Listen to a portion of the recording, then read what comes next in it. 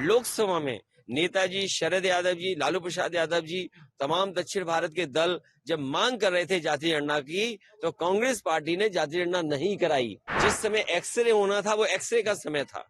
आज CT scan है, MRI machine है, बीमारी और बड़ी हो गई है। जो लड़ाई लड़नी चाहिए थी उस समय, अगर उस समय ही समाधान हो गया होता तो शायद समाज में इतनी बड़ी खाई नहीं होती। कांग्रेस पार्टी ने जाति गणना नहीं कराई।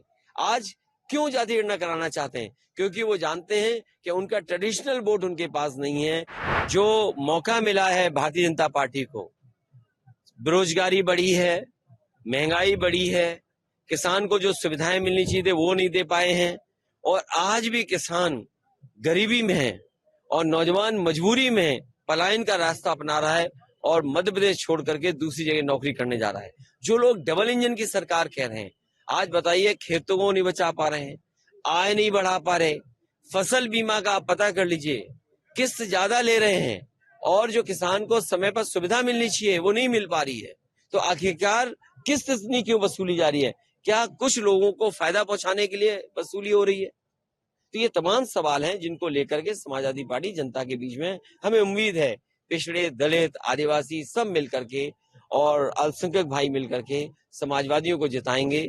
जो नारा समाजवादी पार्टी ने दिया है कि पीडीए ही एनडीए को हराएगा, हमें उम्मीद है कि सभी लोग साथ आकर के जो आवाज दी है समाजवादी पार्टी ने कि जाति गणना हो, जाति की आबादी के हिसाब से हक और सम्मान मिले।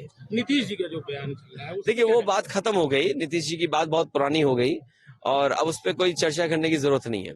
जी, राहुल जी ने कहा एक्सरे कराएंगे समाज का, आप क्या कहना चाहते हैं? देखिए जिस समय एक्सरे होना था वो एक्सरे का समय था। आज सीटी स्कैन है, एमआरआई मशीन है, बीमारी और बड़ी हो गई है।